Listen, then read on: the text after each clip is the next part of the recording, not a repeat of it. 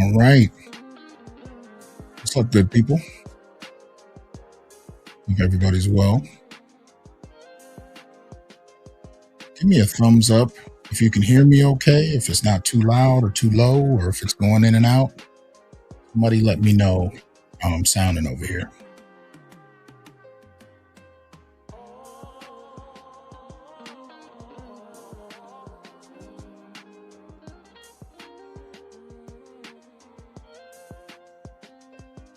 What's going on, people? Does it sound okay? Am I too loud, too low? Am I going in and out? Somebody let me know if you got some thumbs up. Okay. Y'all know I've been having problems with my system, and I still don't know if I've quite figured them out, but I've been up the last couple nights trying to straighten it out. So hopefully it's not too bad. Hope everybody's well. Shout out to Gunmetal Guys, or Guy, came in first today. Shout out to you. Avid Broadcaster, what's up? Adric, I'm never going to pronounce that right, but hope you're well. Mark, what's good, man? Thank you. We'll continue to do that. Ahmed, what's happening? Shout out to Barry. Appreciate the consistent support on the channel, good brother. Hope you're well. Inner Light Radio, what's good?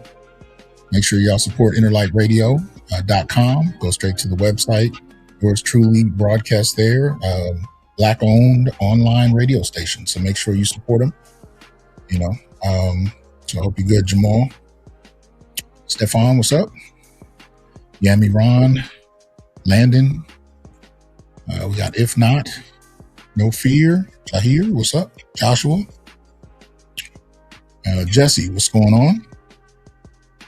Your Sugar-Coated Secrets, what's up? Glad you could make it. Ahmed, Chance, Marbar. Yeah, got a number of people in the house. Please hit the like button as you come in. If you would, Keith, it's good. All right. Their light says lower. Okay. Hopefully that comes in. Let's see. Miguel, sick with it. What's up? On the clock at the Foundry. What's going on? Got Mark in here. Eugene, Weibert, Michael, Ray. What's up, Ray? All right. A number of things to cover, but let's get some of the housekeeping business out the way. Thank you for kicking that off, Barry. Appreciate that support. Like, subscribe, support, join, the whole deal. Support the channel if you will, so we can continue to bring you this independent black male thought. So make sure you check the bottom of the screen where you can see you can donate through Patreon, Cash App, PayPal, Venmo. And if you do the Patreon, you can also sign up to support the Institute for Black Male Studies, which I'm going to be shifting. I'm almost done shifting it to Patreon. It'll be a separate Patreon page for the Institute. But that is there. But make sure you support. You can support the Institute for Black Male Studies, the Onyx Report, or everything through Patreon as well as YouTube. You can become a member on YouTube. If you're interested, you can also join us on Patreon. We do film reviews every 1st and 15th. So this month we did Waiting to Exhale on the 1st and To Sleep with Anger on the 15th. That's a film with Danny Glover. You can always join and go back and check those broadcasts where we talk about those films and whatnot. But every 1st and 15th, we try to do a newer film on the 1st and a classic on the 15th. So the next one coming up, we're going to watch on the April 1st is Him, or we're going to discuss Him. That's what we're leaning toward. I'll confirm as we get closer to that. So y'all can join us there. Check that out if you're interested. So just go to the Patreon, as I said. But in the meantime, donate. And if you can't donate, at the very least, hit the like button and support the channel.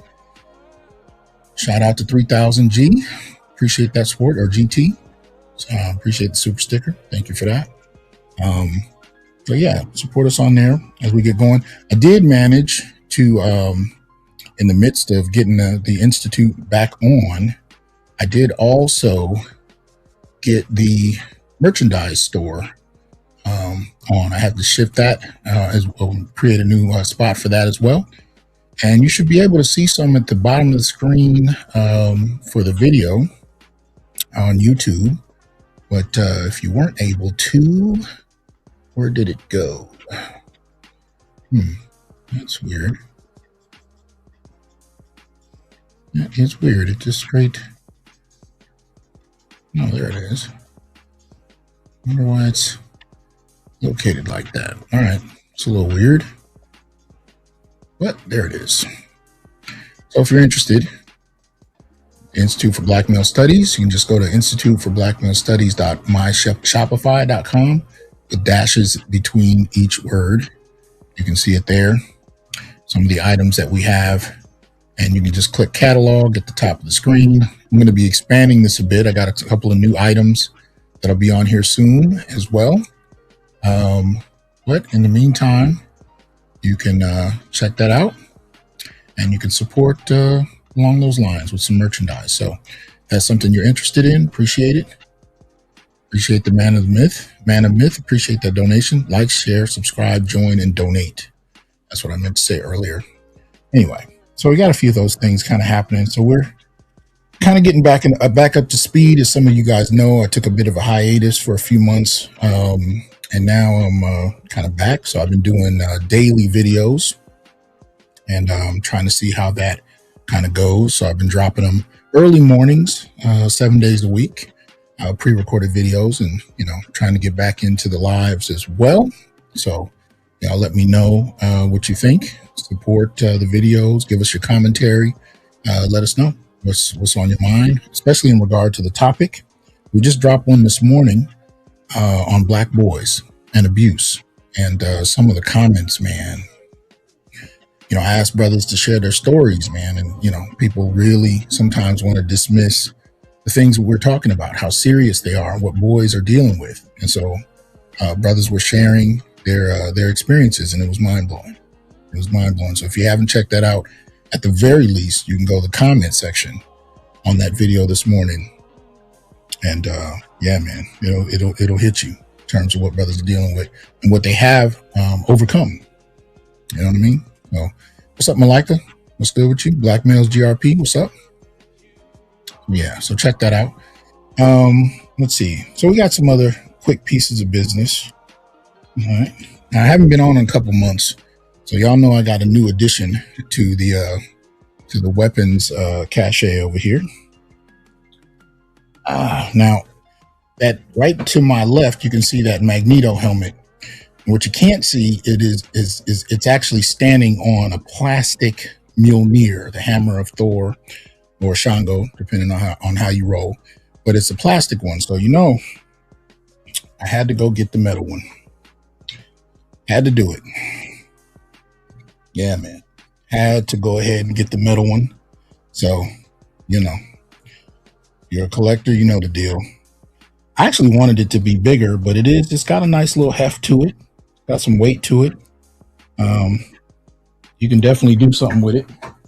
So, got a couple of other treats that have been in the mail for a little while now, so I'll share those as we get them. Yeah.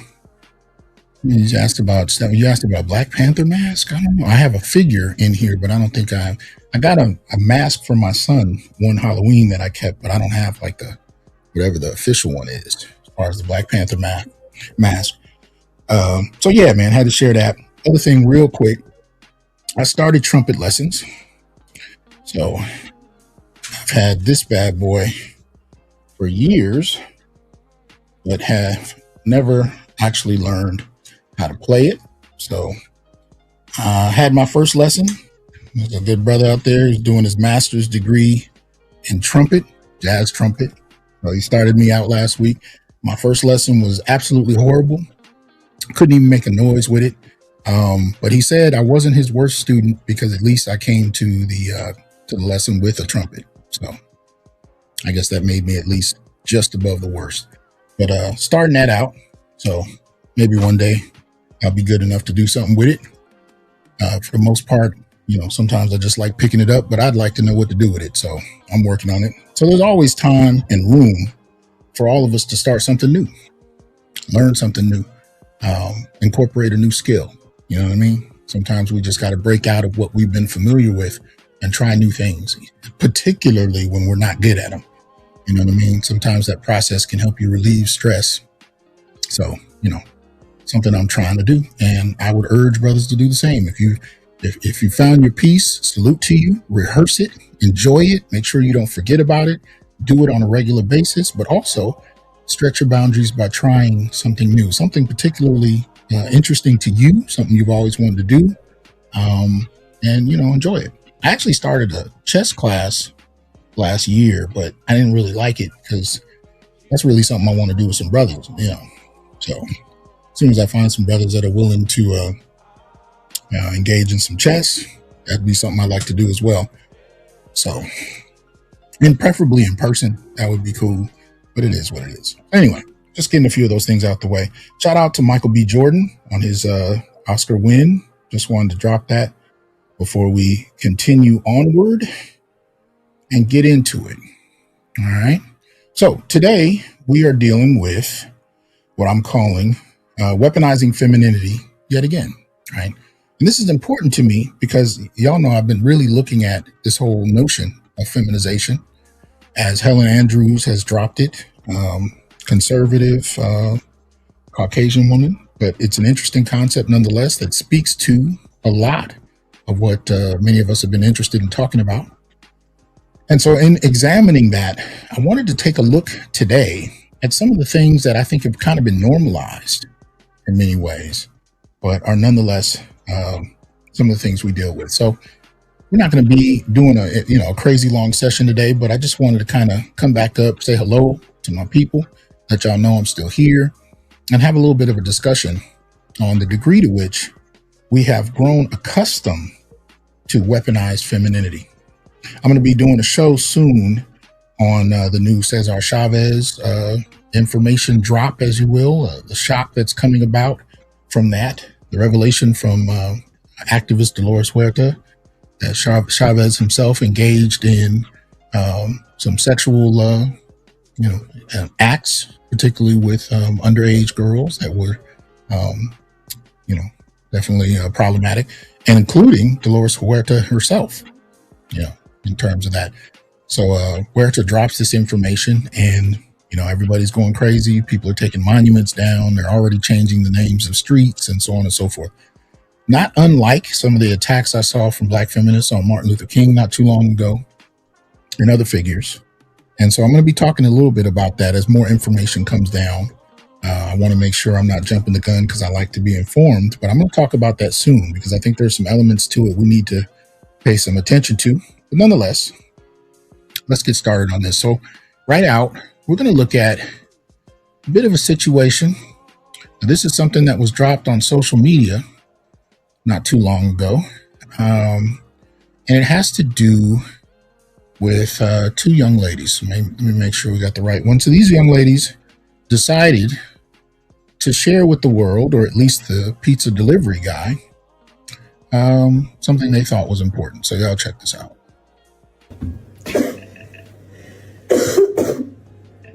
Will it let me film? It's not. No. Okay. Yeah. We're doing it straight away. Yeah. No, give it to us first. Hi, you okay? Yes, we did. Yeah. Thank you. Thanks.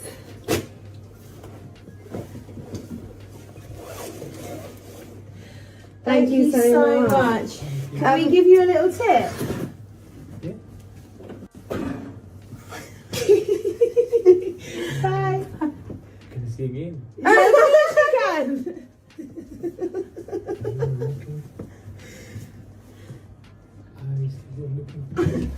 You jumped your fever. You like it? Yeah. Did we make you happy? Ah, yay! Lesbian, yes, yeah, we're lesbians, yeah. I like lesbian girls. Yeah. Yeah? Yeah? Yeah. Okay, cool. We'll order again, yeah? Yeah. But You work on a Sunday night? maybe. Yeah. So we'll order next Sunday. Yeah? Our number. And next time, when we order again, and just make sure you're our delivery driver. We have Instagram. Yeah? It's Imi.Angelica and Holly Lauren. Can I bring Okay. So yeah.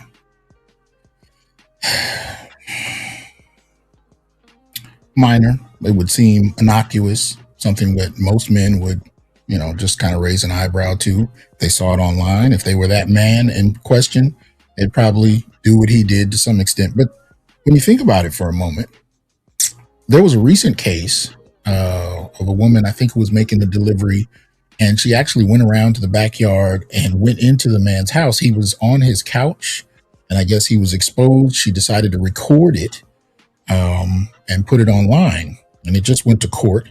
Well, I think she was found guilty. I should have looked into it, but I wasn't planning to talk about it right now. It just popped into my head. But my point in bringing that up is she actually went into his house and violated him. But my point in raising it was, how exactly would a woman delivering food to a man's house respond to him exposing himself to her?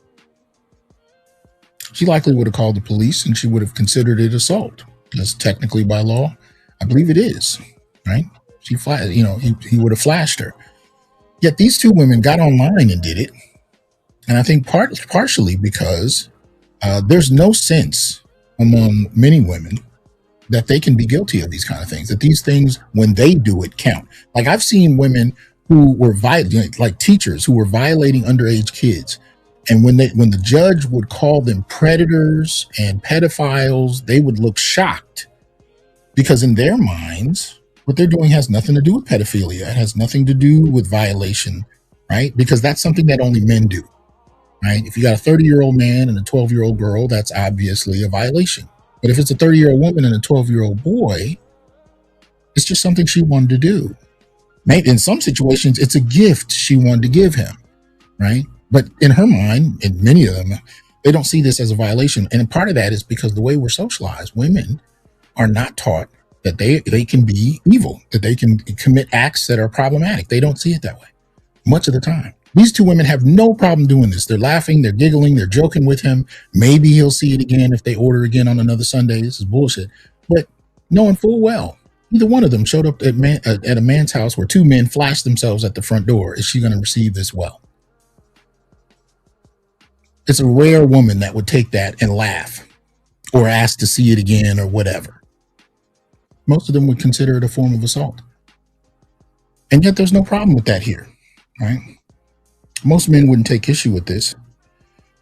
But Daphne Accountability Sutton, who I see, whose work I see a lot on Facebook, she had a lot to say about this, and I appreciate her work. But she says about this, she says, two women content creators ordered from Domino's. When the driver arrived and gave them their food, they decided to tip him by flashing him. They were fully naked under their robes. Even though the driver may have liked it, this is still independent or excuse me, indecent exposure, sexual assault, which is a crime. They thought it was funny, but it wouldn't be funny if he came back with more men. This is dangerous and disgusting behavior. If a woman showed up with food and 2 men flashed her, they'd be making license plates with Bubba from Cell Block D. This is not innocent, right? And then she asked for people's thoughts. Shout out to Daphne. I agree with her wholeheartedly. But these are the kind of problematic things we're looking at. And what we're talking about is the weaponization of femininity.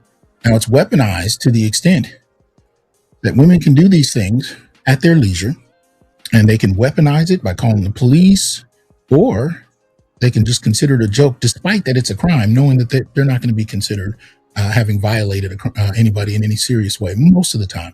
Shout out to library card holder. Says, remember Lorenz Tate and AJ Johnson and Inkwell and their relationship? Yeah. They don't consider that pedophilia. Right? Sometimes they just consider it having done him a favor. Let's check another situation out. All right. So this one is in the news.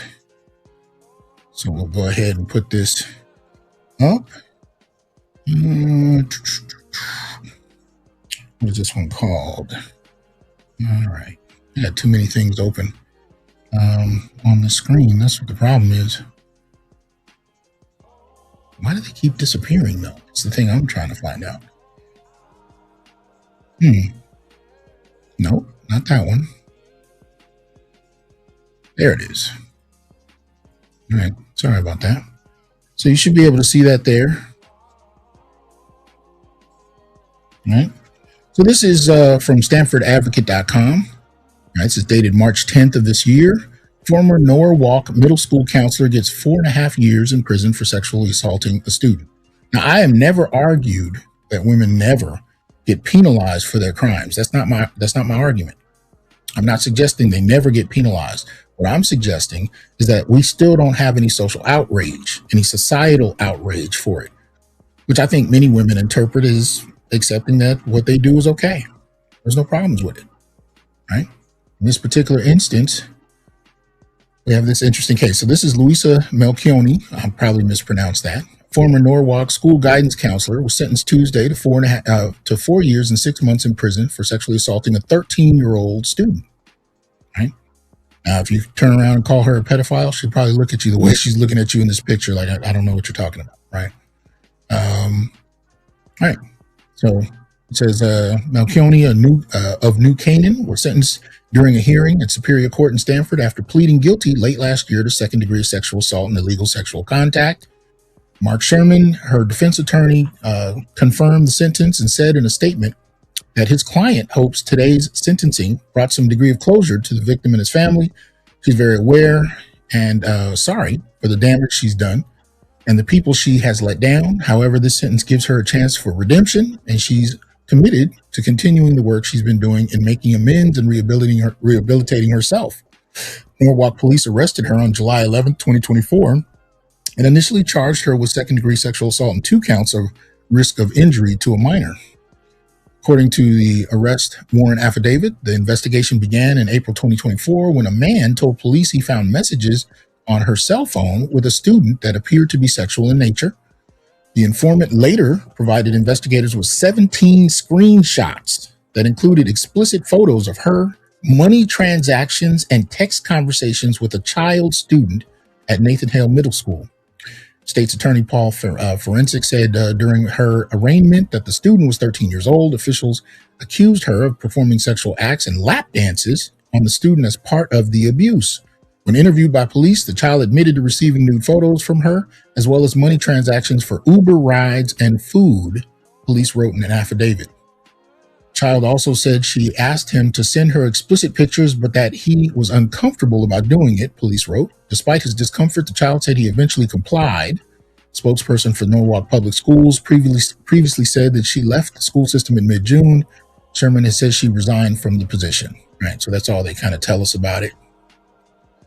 Right, but we're seeing scores of these women being caught. There's not as much conversation about it as there should be, because I would argue at this point this is somewhat looking like kind of an epidemic of sorts. It's really looking ridiculous, but nonetheless, it's becoming more and more common. I've been seeing these cases At this point, I think I'm on a weekly basis, but the thing is, I'm not looking for them. If I were doing research, I'd probably find a lot more. These cases are sent to me, and I get at least one a week. Whether I cover them or not is a whole different question. And there's about a year or two where I just kind of didn't cover as many, not for any particular reason. Shout out to BGS, appreciate that. Hit the like button. Shout out to Growth Talk Kofa. I see you in there, man. Y'all support the Growth Talk Kofa channel. Support BGS Ibmore channel. Abuki, what's good with you, man? Support his channel as well. Arena Revise, what's going on? Yeah, women don't always get on the registries, which is one of the reasons we've been advocating in the Black male political agenda for a false accusation registry. But in this case, she should be put on that registry. I do believe we would have to make sure these kind of things happen. Some of these women are sentenced. How much of their sentence they serve is a whole different question unto itself. It's a whole different question. How much of it they actually serve, whether they're put on the registry, and how they're treated. Because we know as far as male offenders, if they go to jail, they may not survive it. And it's not that I'm losing sleep over men who are suffering in prison for what they may have done to a minor. My concern would be for men who were falsely accused, go to prison under false pretenses, and are treated as pedophiles are treated. They may lose their lives for something they actually didn't do. Because at this point, we've been seeing for years men going to prison based off the word of somebody, whether it's the word of a woman or whether it's the accusation that involves a female of any age. Right? Men are often treated as if guilty before evidence, if provided at all, is even investigated. And so I am very much concerned about that. But that goes along with what I'm talking about in this age of feminization, the question of how femininity is weaponized. Now, she did this with no sense whatsoever that anything could happen to her. And you would think, as many women that's been caught, women like her would have pulled back from it. But I think what my suspicion is they can't resist the power, the rush. It's almost like a grotesque how Stella got her groove back, particularly. And this is not limited to white women. I found plenty of black teachers.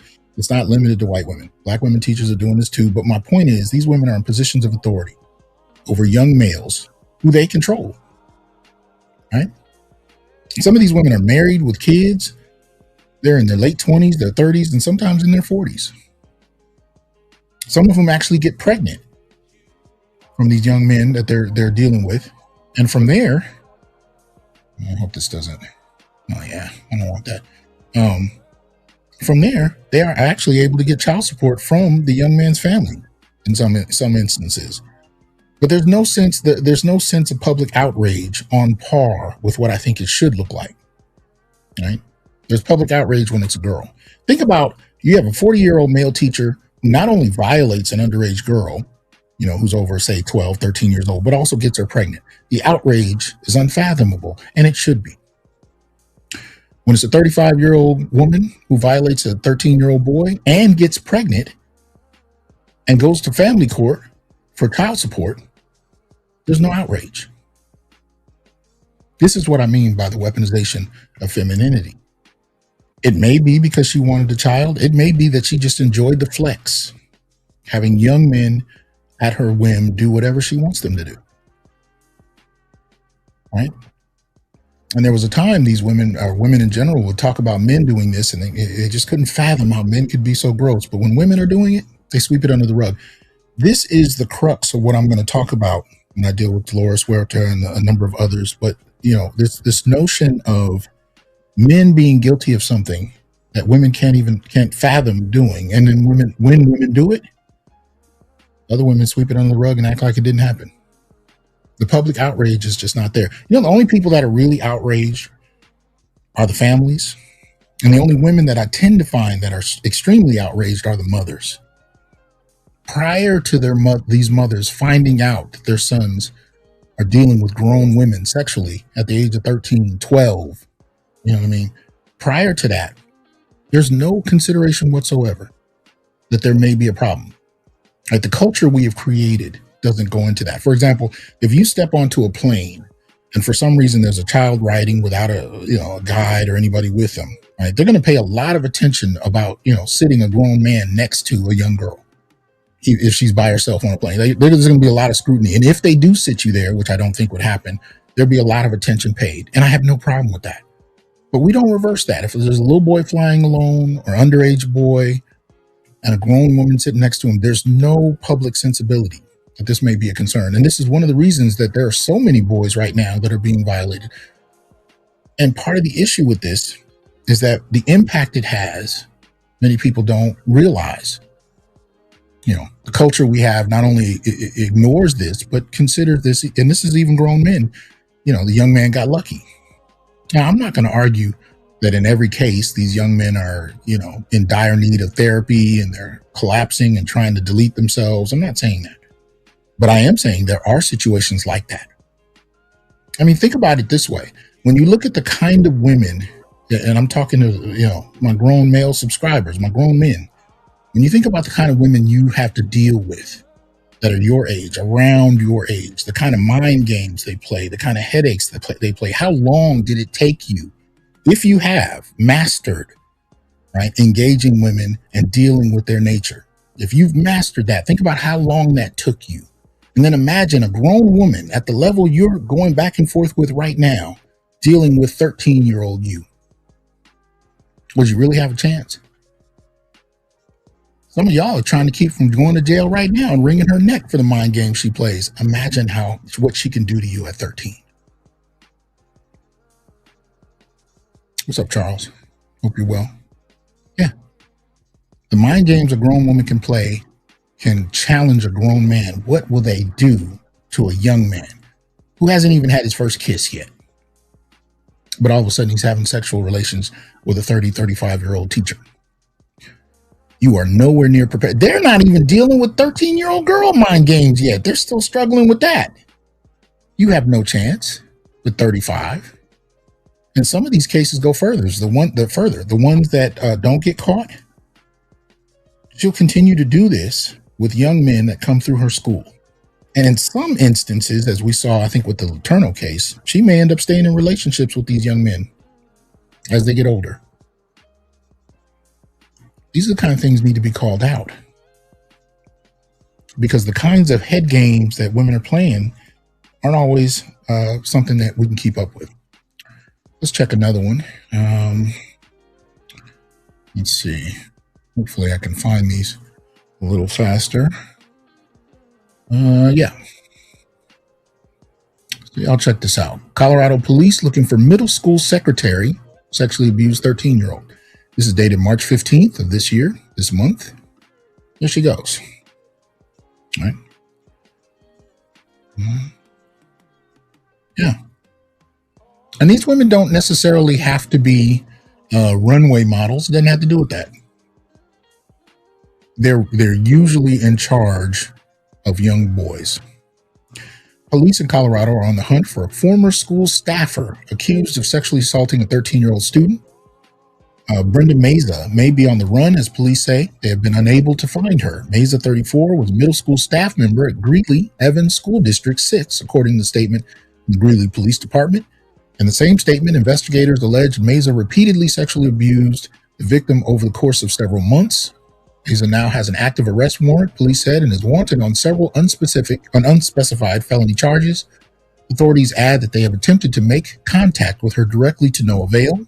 Investigators have not detailed the specific allegations that have been made against Meza, so it is not known how she met the alleged victim. The alleged victim's gender has also not been disclosed, and is unclear how many instances of alleged sexual assault police claim occurred. They also have not said where they believe Meza could be at this time. Dr. Suzette Luster, the principal at Franklin Middle, sent a letter home to parents informing them of the situation. Student safety and security is always our first priority, blah, blah, blah. Sorry if these allegations have negatively impacted the school, whatever. It's political speak. School district hired Meza in 2020. She worked at Franklin Middle as the school secretary. She also served as an occasional substitute teacher and coached the cross-country team. Police said that officers first stopped by her home in Greeley on February 12th after receiving information regarding the alleged ongoing sexual abuse of a child. She was not home at the time and has not been since. Maisel was placed on administrative leave the same day and was fired on February 25th. Anyone who may have information pertinent to the investigation is urged to contact Detective Austin Buckley. Yeah. Yeah. There you go. Shout out to Growth Talk. Said the girls aren't falling apart in a lot of cases, but society will still want to lynch that man. Some of these women have destroyed these boys and not a peep. Exactly. And I'm not advocating that this is something adults should be able to do. It's not my argument at all. I'm just noticing how quickly boys, and especially black boys, can be swept under the rug and nobody cares. That's precisely what my show this morning was about. Shout out to Charles Faulkner. Officer is the equivalent of Professor X versus someone who was mentally stagnated at age 5. Absolutely. Absolutely. Electrician 480, what's up? Said let's report our PhDs. Appreciate that. Hope you're well, good brother. Yeah. That's what we're dealing with.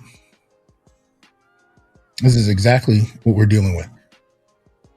But this too is the weaponization of femininity. Right? It's the extent to which she can do this, knowing that most people are not going to be as passionate about the entire situation as were the man. Right? They're not as passionate. She just kind of casually walked away.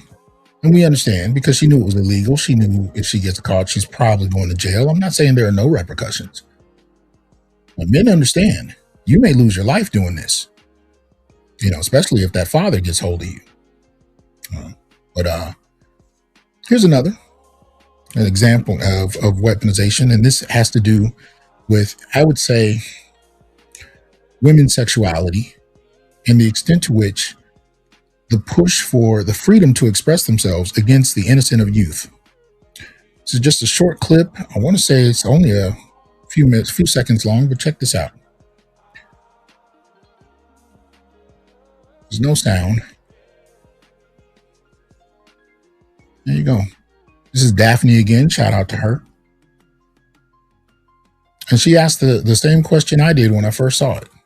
You know, she said if a man did this to 3 female minors, he'd be arrested and charged. But when a woman does it, we call it innocent. This is disgusting and predatory behavior. Shout out to her.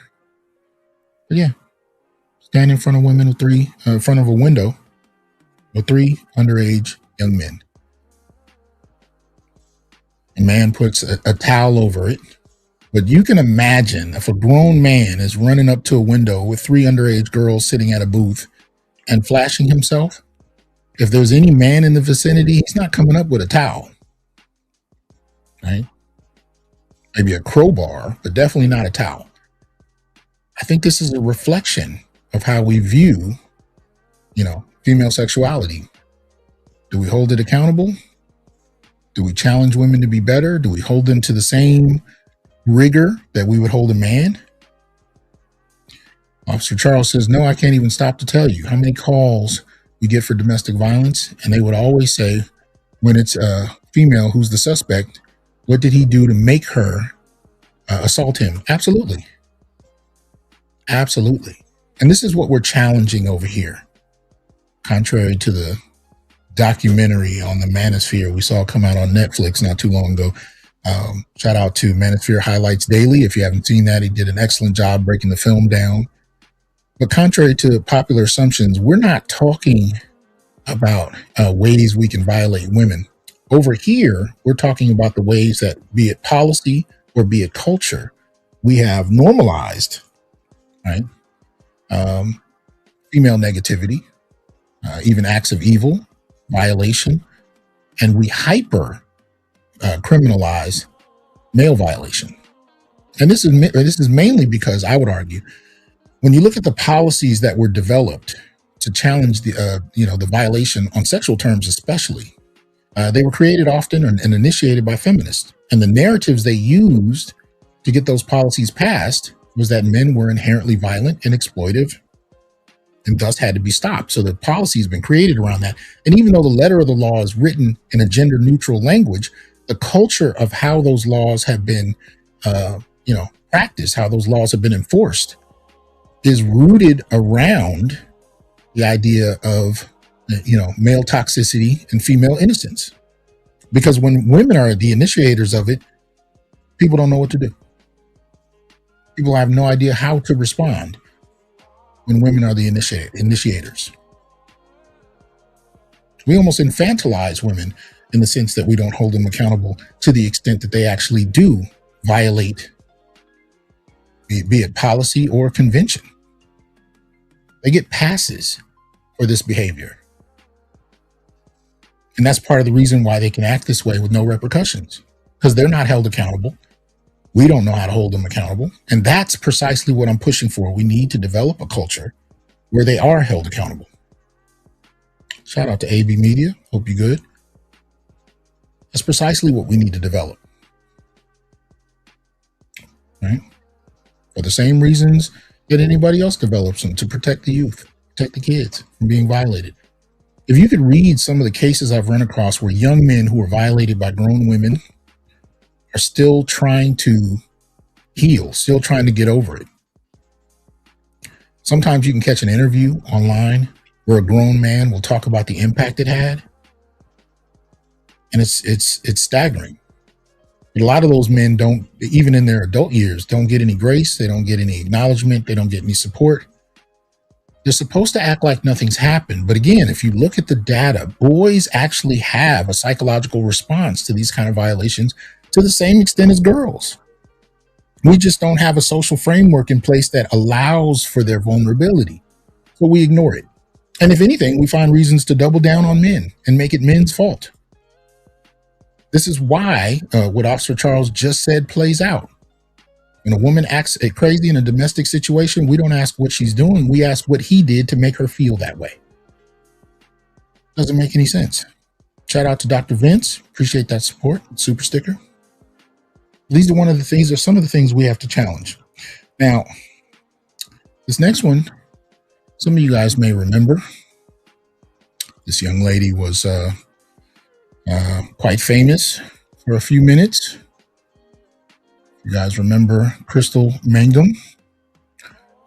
Crystal Mangum, as you can see in this title, falsely accused Duke lacrosse players for rape. Right? She walks free years after deleting her boyfriend. Now, again, she served a sentence. Not saying she didn't. We'll find out a little more. This is dated February 27th, a few weeks ago. Right? And it says a former exotic dancer who made headlines for falsely accusing 3 Duke lacrosse students of raping her has been freed from prison in the 2011 slaying of her boyfriend. Mangum, 47, was let out of North Carolina Correctional Institution for Women in Raleigh just before 10 a.m. Friday after serving a 14 to 18-year sentence for fatally stabbing Beau Reginald Day in April 2011. Mangum wore a gray a sweatshirt and khaki pants on her way out of the facility. Okay, so this is something that happened in 2011. She got out 2026. She served 15 years of a 14 to 18-year sentence. Right? There she goes. Yep. She was escorted in a corrections vehicle to Durham to live with a friend, corrections spokesman said. Mangum admitted in 2024 that she had made up the allegations that David Ellens, Colin Finnerty, and Reed Seligman raped her in 2006 when she was performing at a Duke party with another stripper. Former Durham County District Attorney Mike Nefong was disbarred in 2007 for lying in court and failing to disclose information that would have cleared the 3 men. Okay. This is, I guess, her boyfriend. They say that she committed the act on 2013. I thought they said 2011, a little earlier, but those are the 3 young men apparently she had accused of violating her. Charges against them were dropped that same year. Mangum was also convicted of setting a fire that almost burned her house down while her 3 kids were inside a year before the killing of her beau. Now, the interesting thing is these 3 young men here, right? They were exonerated, haven't heard too much, or I haven't heard too much from them or about them since this case. But I can't help but think about Nate Parker. Nate Parker, the actor, director, who did the film Birth of a Nation and many others. Right? He was accused of having violated a young woman in the 1990s before he had started acting. He was an athlete at that time. He managed to actually get off in a court of law. Not one black juror, to my understanding, on the jury, but he was, innocent, right? Sent home. Years later, when the film, man, he'd been doing movie after movie for quite a while, but when he finally put out Nat Turner, right, women wanted to destroy his career, and some argue that they succeeded. He managed to sell the film to a larger distributor before that happened, but they tried to tank the movie. They had signs up around, calling him a rapist and a murderer, because she had, if I'm not mistaken, she had taken her life years later. But I don't think she blamed him necessarily for that, but that wasn't the point. The fact that she simply had somehow made it his fault. So even we can see how race and gender, as it relates to men, between these three white men and somebody like Nate Parker. And keep in mind, Nate Parker was not a celebrity when this happened. He wasn't a celebrity. But when it happened, he's still punished to this day. If he does a movie and it comes out today, those same women will come out the woodwork to blame him for something that he was proven innocent of in a court of law. I want to say the case took place in Philly. I think that's where he was in school. But the interesting thing about it, when you think about it, is, what are the chances of a young black male in court in Philadelphia with no black people on the jury being proven innocent, and how he is retried in the court of public opinion years after the fact? Almost, I want to say 15, 20 years after, some crazy amount of time. Found guilty in the court of public opinion for something that most people didn't even know about, and he was proven innocent of in a court of law. I actually did write a couple blog pieces about this. Shout out to Growth Talk, says this is my friend's book link about the effects of this topic had on him as a young basketball player. A lot of this spilled over into his life before, during, and after the NBA. Thank you for that. Shout out to Reynolds, says Penn State. Yeah, he was at Penn State. He was at Penn State. And he's still being punished for that. He knows if he comes out with a film today, he has to worry that women will step out to destroy it, even though he was proven innocent. So in other words, if you've done something that women don't like, you are essentially permanently punished, canceled, so on and so forth, even if you were proven innocent. There is no innocence for them. The accusation is the same as the sentence, as far as the court of public opinion is concerned in this era of feminization. It's not about logic. It's not about evidence. It's not about innocence or guilt after being proven. It's about feelings are hurt, or at least the presumption that a woman's feelings are hurt. The sentence and the accusation are the same. That's it. There's no exoneration. Not really. It's a permanent state. Right? But if we can look at these three Caucasian young men, we can at least say that if you're white, there is a point where you can kind of be swept under the rug and maybe forgotten about. Not necessarily forgiven, but forgotten about. Did they forget about Nate Parker? When's the last time you seen him in a movie to find out? Louis C.K. is working again, although I would say his case was more funny than anything else. But still, there's a kind of forgetfulness that race can play into some of this. But Crystal Mangum herself, yeah, that's apparently who she killed. After falsely accusing 3 young men of rape and then getting out of prison. Let's see what this has to say.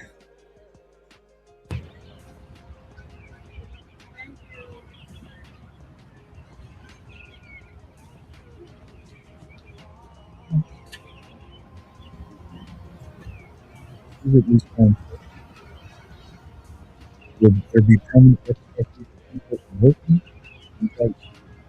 I've not heard.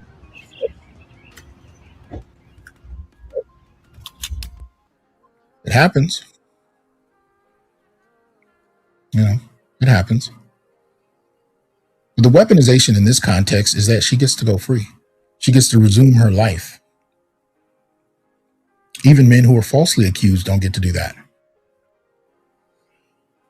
Yeah, the video didn't have any sound. It was just the sound of her walking out and getting in the car. Nobody said anything, so I don't know if you guys could hear it or not, but there was nothing said anyway. It was just showing her coming out. You know. Yeah. The Arena Revised says, we covered how she killed her black boyfriend at A Voice for Men. Same network who caped for her said nothing about this murder. What's up, Discipline? Like it says, Dr. T, white men's forgiveness is colder. You ain't shit. But this last piece, I think you guys will find pretty interesting, or at least I did. In light of this discussion we're having about violation, there's a new Florida law that came out that I thought was really intriguing. New Florida law allowing the death penalty for adults who rape children under 12 is now in effect. I think this is particularly interesting, not only based on if there was a chance it could go national, but even if it doesn't, are they ready to apply this logic to women? Let's see. Queese says, and I may have mispronounced that, I hope not. Nate Parker is set to release his new film Newborn as a writer and director, which is scheduled for an exclusive theatrical release in AMC theaters on April 10th, 2026. Now, see, and I appreciate that he still has a career, but he's not in front of the camera. Yeah, he's been staying kind of out of sight for a while now, and he's actually a really good actor. If you go back and watch the stuff he's done, he's a good actor. He did a phenomenal job in Birth of a Nation, story of Nat Turner. Did a phenomenal job as an actor. I really enjoyed his work, and I enjoyed his work in other films. Many actors direct and act at the same time. They continue to do both. I haven't seen Nate Parker. I think I saw one film after Birth of a Nation, and then I haven't seen him since. He's probably been behind the camera, but yeah. But anyway, let's see. Let's see if we can actually check out this new law and see who it applies to. We're going to actually go to Governor DeSantis's page, 46th governor of Florida. And this came out, apparently this is June 10th, 2025. Signs legislation to protect children against sexual crimes. Yeah. Make sure. Yeah, that's just going to be hard to see, period. So a lot of text. I'll try and just skim through it, though. Jackson, Florida, today, Governor DeSantis signed legislation aimed to strengthen protections for children against sexual crimes. Florida has zero tolerance for criminals who exploit children throughout his time in office. We'll get to that. All right. So he signed House Bill 777, 1351, 1455, and 1161 into law, and committed to signing Bill 1804 into law in the coming days. 777, offenses involving children, strengthens Florida's laws against luring or enticing children. The bill expands victim age, applies the offense to any child under 14 instead of narrower age group, expands offense scope, includes luring and enticing a child out of a structure, dwelling, or vehicle, not just into one. Eliminates certain defenses: ignorance of the child's age, misrepresentation of the child's age, and a bona fide belief about the child's age. Enhances penalties. First offense is raised from a first-degree misdemeanor to a third-degree felony, and second or subsequent offenses were raised from third-degree felony to second-degree felony. Right? House Bill 1351, registration of sexual predators and sexual offenders, enhances registration, reporting, and verification requirements for sexual predators and offenders in Florida. It enhances initial registration information of sexual offenders. The bill requires registrants report their occupation, business name, employment address, and employment phone number. Expands ongoing reporting requirements for sexual offenders. The bill specifies that sexual offenders and predators must report in-state travel, residences within 48 hours, either online through the Florida Department of Law Enforcement online system or in person with the sheriff's office. Establishes address verification by local law enforcement. The bill also establishes that local law enforcement agencies must conduct address verifications of sexual offenders at least one time per calendar year and sexual predators 4 times per calendar year to ensure the accuracy of the information. Bill 1455, sexual offenses by persons previously convicted of sexual offenses, provides mandatory minimum terms of imprisonment for specified sexual offenses when committed by registered offenders or predators. And then we'll skip down to 1161, Brooks Law, in honor of the brave young woman who joined us today to share her experience as the victim of AI-generated explicit imagery. Protects victims of digital sexual abuse by providing a clear, enforceable, and swift process to remove exploitative, deep-fake materials from online platforms.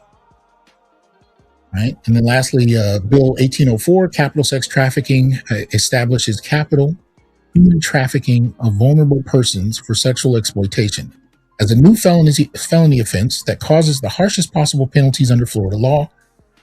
Adults who profit off of the sexual exploitation of children under 12 or individuals who are mentally incapacitated will face life imprisonment or the death penalty.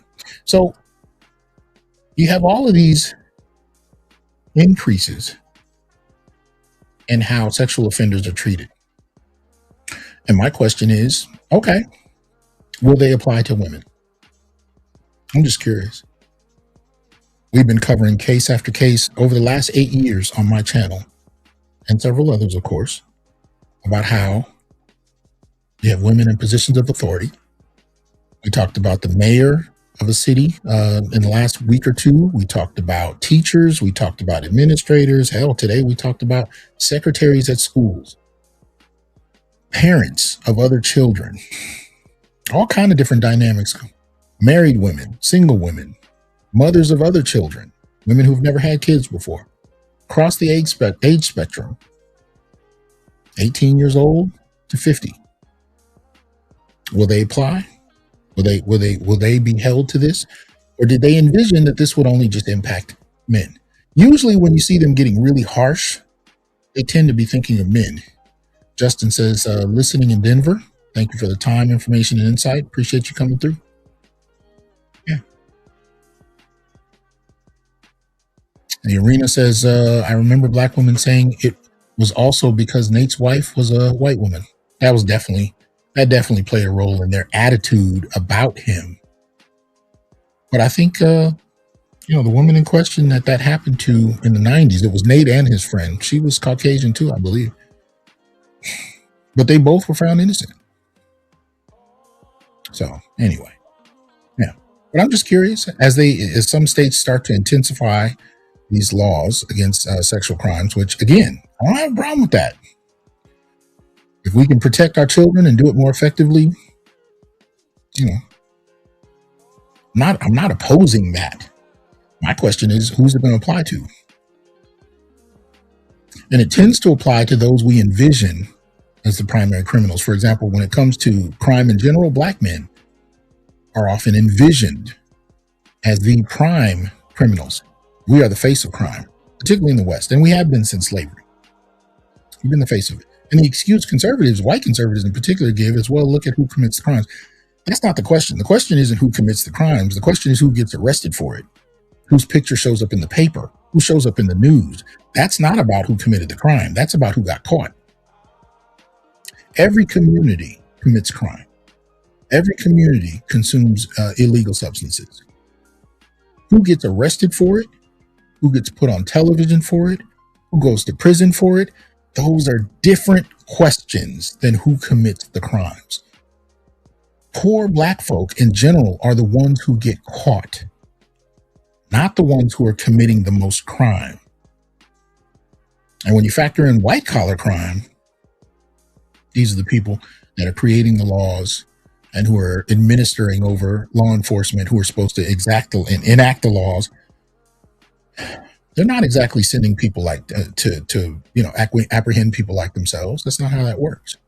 So the point I'm getting at here is when it comes to even something like this, deciding how exactly to hold criminals accountable in regard to child sex crimes, has to do with who they envision as the problem. And I would argue, based on the intensity of what they're trying to achieve with these new bills, or at least new as of last year, I think they're envisioning men.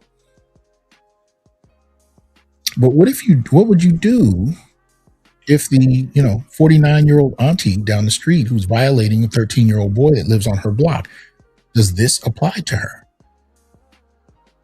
What if she does good in the community? She helps feed the poor. She goes to church. She's really a nice lady, but she's been having sex with this 14-year-old boy for 2 years. Do you envision them throwing the book at her along the lines that I've read off in terms of these new policies, or new then? That's the question, is application. And I've showed you a number of cases today, and we're going to do a part 2. I'm going to tell you that right off, because I have a number of others that I want to show that kind of fit this context as well, but from a different angle.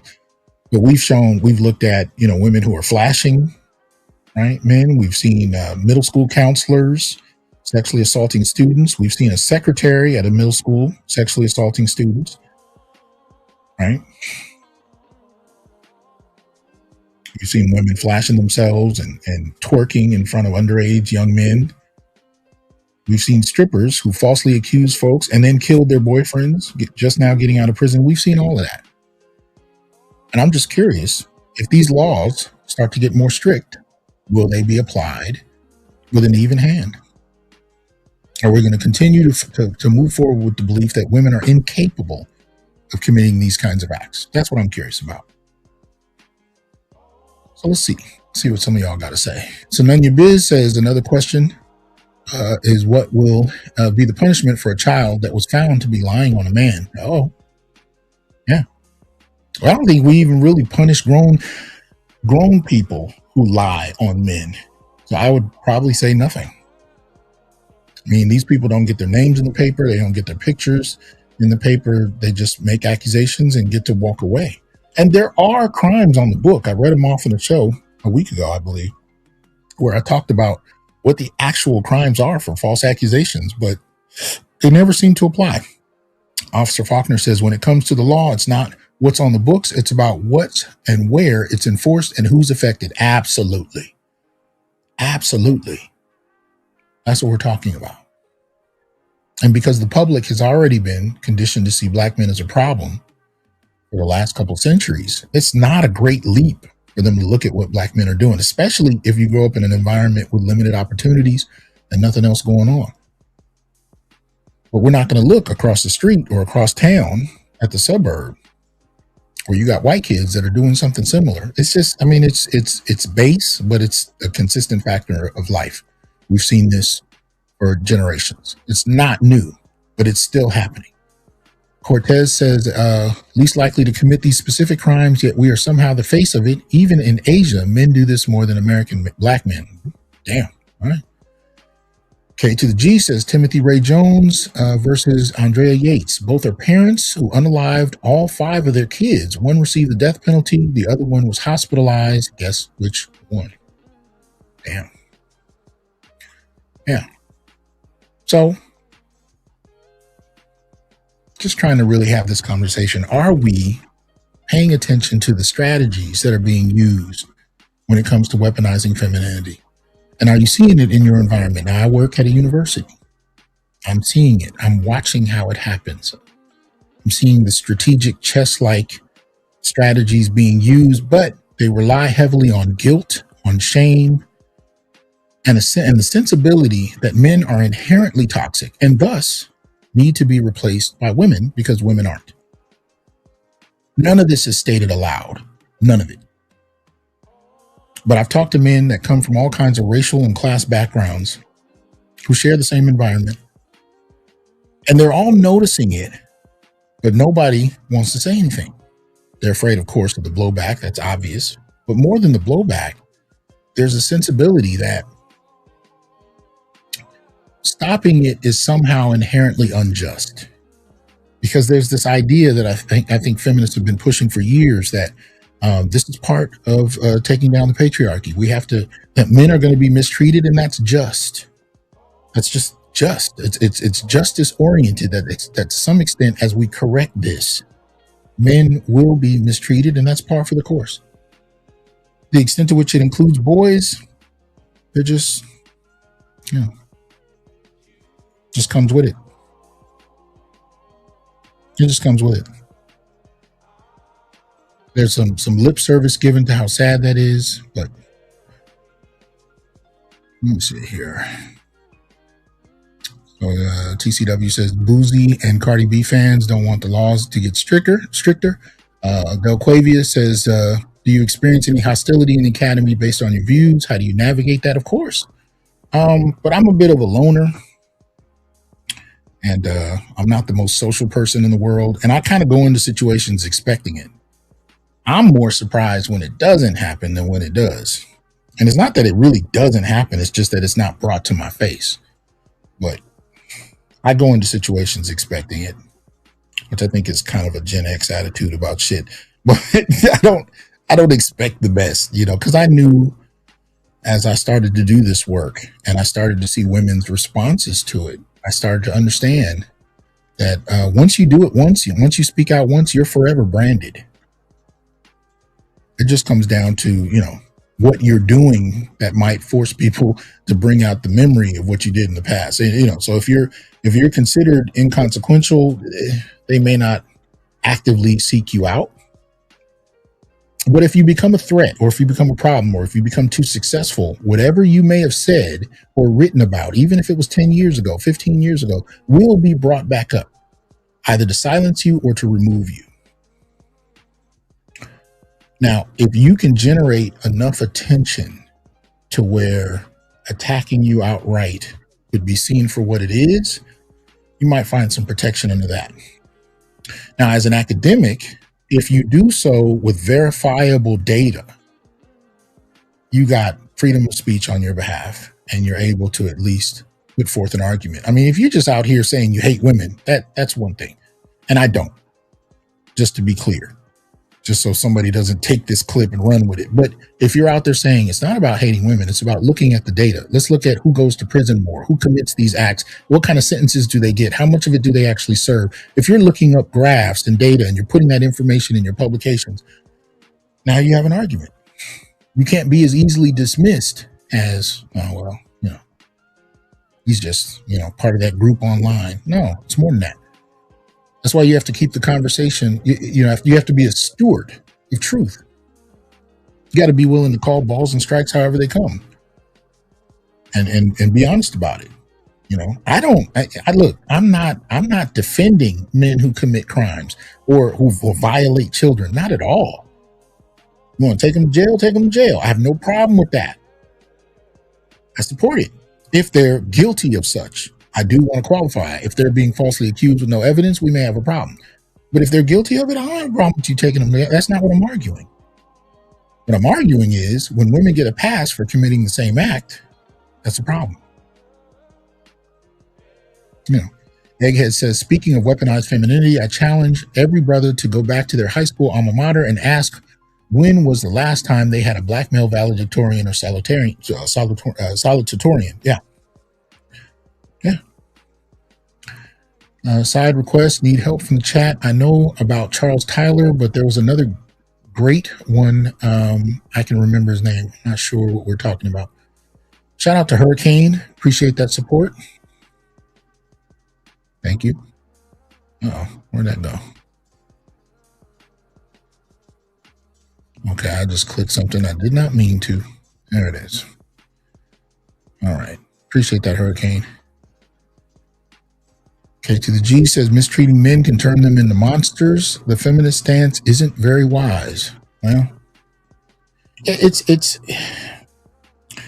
kind of a Cold War, and there are pot shots being taken. And from what I can tell, up until the advent of men speaking out on social media, most men didn't know how to respond. You know how to respond if you're in a public place and another man walks up to you and looks like he wants to hit you. You have a frame of reference for that, particularly as a man. When women started to respond, especially right before, let's say a few years before Me Too, and really we can go back to the 1980s when in the black community we really started to see it. Most men did not know how to respond. We really didn't know how to respond. But the thing about human nature is we adapt. And that's what men started to do. And they're already trying to malign the adaptation. So you started to see news reports and documentaries being performed on, say, the manosphere and red pill, and I'm like, they're playing around with the surface of the issue, but they really don't want to delve into the weeds on what men are actually saying. So it's more strategically useful for them to merely malign a couple of the key figures that they identify as the face of these men. And they always pull out the same ones. I mean, we know who they are. We see who they are. It's the same dudes over and over again. Tate, Sneeko, same guys. But that's so misleading. And again, shout out to Manosphere Highlights Daily for covering that recent Netflix film. They did a great job.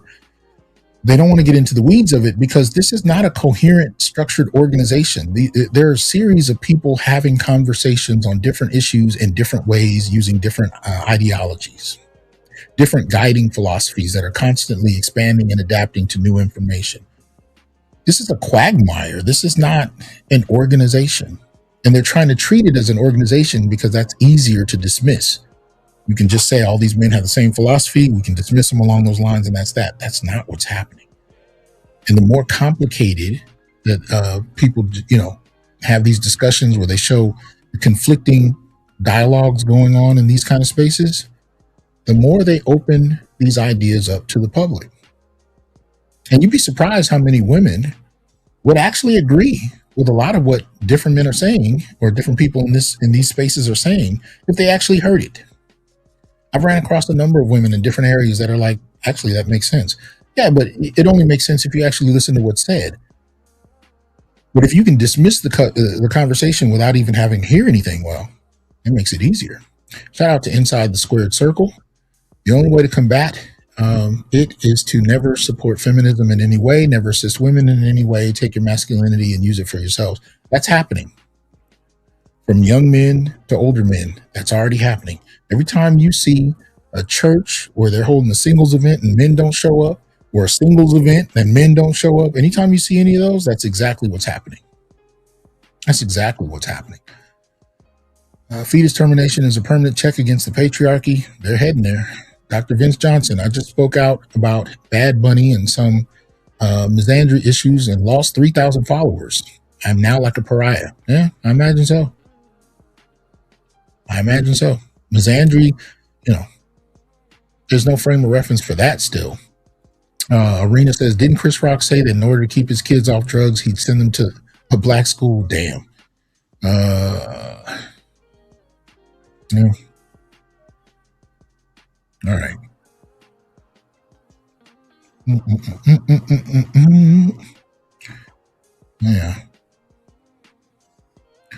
Yeah. This has been going on for a while.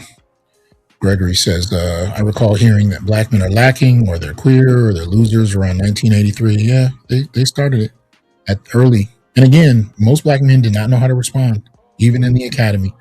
Most black men were silent. They took it on the chin. Some jumped on board and tried to be allies and helped to spread along this, this hateful speech about men and boys, but to no avail. I say it all the time, mascots get eaten too. So it doesn't work. But what the response has been is that men are not in the public sphere trying to yell back and forth with women. They're not. They're just taking their ball and going home, or another country. Again, what it breaks down to ultimately is monkhood or travel. That's what it's coming down to. And it's becoming more and more that binary, more and more. And that's what we're seeing. Anyway, I appreciate y'all coming through. Just wanted to kind of drop a word. Shout out for the support. Appreciate that, Arena. Wanted to drop a word. Just wanted to kind of have this conversation because, again, there's a part 2 to this. But I really want us to think about the various ways that we actually need to hold people accountable and be wary of how gender, and particularly femininity, is being weaponized. We've watched it happen, but sometimes we underestimate its impact, and it's growing. And men are adapting to it. So stay ahead of the curve, stay tied in with what men are talking about, what men are doing, and decide where you want to fit in that. But it's time. I'll holler at y'all soon. Peace.